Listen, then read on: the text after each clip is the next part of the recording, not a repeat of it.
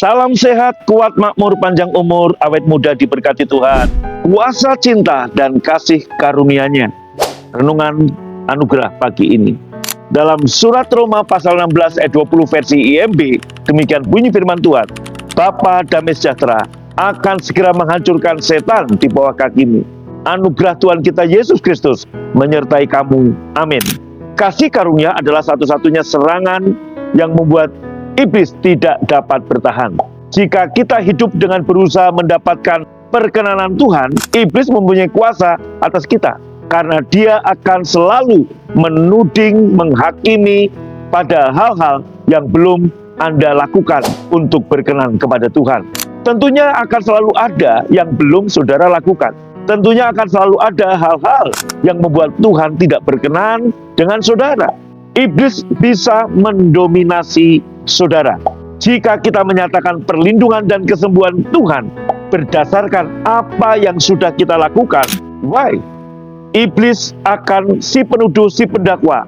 Dengan hanya menunjukkan satu kegagalan saja, iman kita bisa jatuh. Secara mental dan batiniah, kita akan merasa diri kita nggak layak menerima apa yang telah Tuhan janjikan. Kenapa? Karena kita akan selalu tidak berkenan. Apakah kita bisa membuat berkenan Tuhan dengan perbuatan-perbuatan kita, dengan sikap kita? Tidak akan. Karena Yesus telah membayar harganya. Kita yang ada di dalam Dia berhak menerima perlindungan dan kesehatan ilahi. Saat iblis menuduh kita dengan berkata, berani sekali kamu yakin memperoleh perlindungan dari Tuhan. Padahal kamu, iblis kemudian menunjukkan daftar kesalahan kegagalan Anda. Kita hanya perlu menunjuk pada darah Yesus yang telah menebus kegagalan kita. Ketika iblis ngomong, kamu gagal, kamu salah, kita bilang, iya, kegagalanku telah dipakukan di kayu salib. Kebenaranku bukan berdasarkan perbuatanku. Aku benar karena dianugerahi kebenaran oleh Yesus. Ketika kasih karunia menjadi dasar, Tuhan sumber damai sejahtera dapat berkuasa atas ketakutan kita dan mengimpartasikan iman yang tak tergoyahkan untuk perlindungan kita. Hal lain yang terjadi saat kita mengerti kasih karunia Tuhan, pemahaman kita tentang betapa sempurnanya kasih Bapa bagi kita akan bertumbuh. Bapa sangat mencintai kita sehingga Dia mengutus putra tunggalnya mati di atas kayu salib untuk kita, menanggung semua dosa kita, supaya hari ini kita dapat datang ke hadapan tata kasih karunia-Nya dengan penuh keberanian.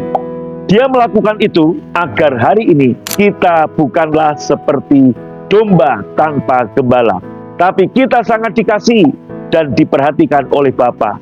Kita adalah anak-anaknya, dan saat kita memanggilnya, Dia akan menjawab. Kita mempunyai Tuhan yang menunjukkan kasih-Nya pada kita saat kita masih berdosa.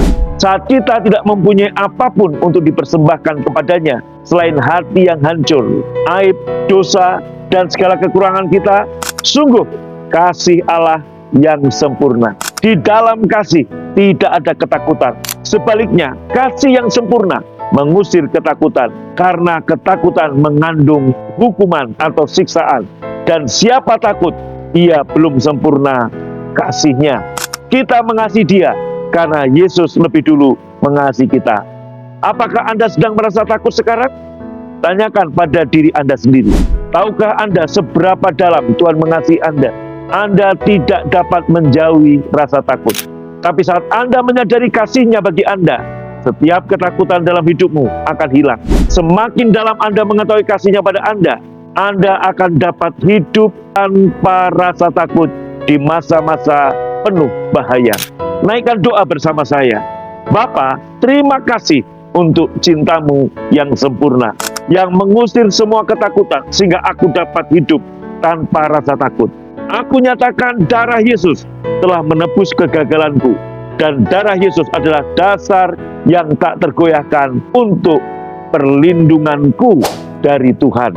Renungkan ini, kasih karunia Tuhan yang melayakkan kita, bukan apapun yang telah dan akan kita perbuat. Kasih Tuhan yang sempurna mengusir semua ketakutan dalam hidup kita dan menjadikan hidup tanpa rasa takut. Amin. Yang Yesus memberkati, jangan lupa share ke keluarga dan teman. Amin.